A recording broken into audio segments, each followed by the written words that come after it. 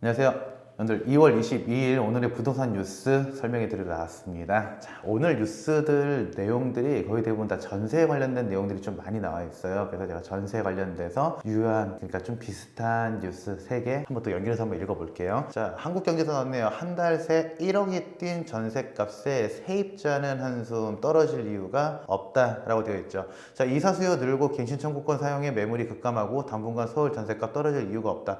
이사 수요가 늘었다라고 표현을 하고 있는데, 원래 신학기, 다시 얘기해서 봄 되면은 이사가 좀 많이 늘어나게 돼요. 새로운 학기가 시작됐을 때 이제 이사 늘고, 왜냐면 겨울에 못 다니잖아요. 그래서 이제 슬슬 늘어나기 시작했고, 갱신 청구권 사용에 이제 우리 전세 같은 경우는 한 번 더 늘릴 수 있잖아요. 한 번 더 살게요, 5% 이내로 전세가율 맞춰서 해주세요, 할 수 있죠.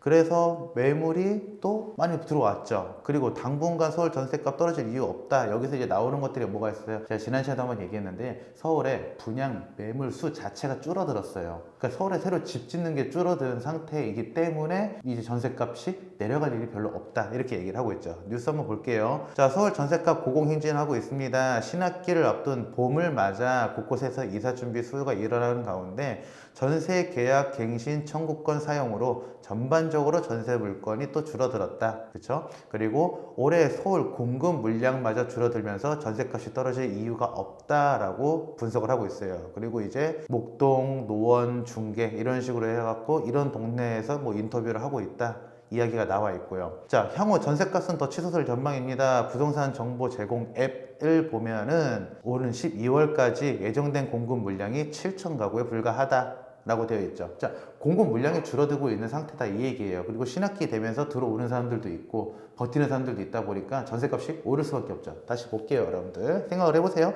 학군이 좋잖아요. 서울이 공부하기 좋아. 그러니까 경기도권 주변에 있다가도 이제 애들이 초등학교 입학할 때, 중학교 입학할 때, 고등학교 입학할 때쯤 되면은 서울로 올라오려고 한단 말이에요. 서울로 올라오려고 하고 있는데, 그러면 서울에 매물이 좀 있어야 되잖아. 근데 공급이 줄어들었죠. 그리고 기존에 서울에 있던 사람들이 나 한 번 더 살래 하고 눌러 앉아버렸죠. 그러니까 어때요? 점점점 웃돈을 주고 들어올 수밖에 없는 상황이 되는 거죠. 자, 다음 뉴스 한번 볼게요. 전세값 9개월째 오르더니 결국 송파 집주인만 활짝이라고 되어 있죠. 송파 집값 1억 껑충 뛰었다. 한국부동산원 주간 아파트 가격 동향 보면은 서울 전세값 0.04%, 학군 대단지의 매물 부족하다. 근데 여러분들 아시다시피 송파, 즉 잠실을 기점으로 봤을 때 이 동네는 웬만한 단지들이 거의 대부분 초품화, 중품화, 고품화 이런 식으로 단지 안에 학교들이 다 들어가 있어요. 그러니까 학군의 덕을 많이 보는 곳들이 이제 뭐 송파가 되는 거죠. 서울의 전세값 상승을 거듭하고 있습니다. 집을 사려던 수요가 전세로 몰려 학군지와 신축 대단지의 선호도가 높은 지역에서는 전세 매물이 부족해 가격이 치솟는 상태다. 전세값이 9개월째 오르면서 집값을 자극하고 있다라고 나와 있죠. 자, 한 번 더 볼게요. 전세가율 80% 육박, 치솟는 깡통 위험, 시한폭탄 될라. 뭐 강원도 지역에서 깡통 전세 경고가 심각하다라고 나와 있는데, 뭐 솔직히 말해서 강원도 지역 심각하면 안 사면 되는 거예요. 그렇죠? 문제가 되는 거는 이런 것들이 퍼지기 시작을 한다, 이 얘기예요. 항상 조심해야 될 게 어떤 거냐면요, 깡통 전세가 된다는 얘기는 뭐예요? 매매가보다 전세가가 올라갔다, 이 얘기죠. 그렇죠? 이런 것들은 보통 이제 빌라나 혹은 단독 같은 거래량이 많지 않은 동네에서 많이 이루어지게 나온 거고, 아파트 같은 경우도 이제 전세가가 점점 올라가다 보니까 매매가보다 올라가는 수가 생길 수가 있어요. 근데 여기서 주의할 점이 뭐냐면요, 단지가 크면은 방어가 돼요. 무슨 방어가 되냐면은 매매가가 이만큼 있는데 전세가 막 치고 올라가다가 역전세가 됐어. 그러니까 역전세 깡통 전세가 돼버렸어. 기존에 매매가보다 전세가 높아졌어. 근데 단지가 크면은요, 거래량이 많기 때문에 이게 넘어가기 전에 이미 매매가 더 올라가 있어요. 그래서 이런 식으로 올라가게 돼요. 그래서 깡통 위험 이런 것들은 여러분들이 항상 조심을 해야 되는데, 이거 피하는 방법이 제일 간단해요. 그냥 거래량이 많은 단지에 가면 되는 거예요. 거래량이 많은 단지를 그냥 좀 사면 되는데, 주의할 점이 뭐냐, 전세가가 올라간다는 얘기는 뭐예요?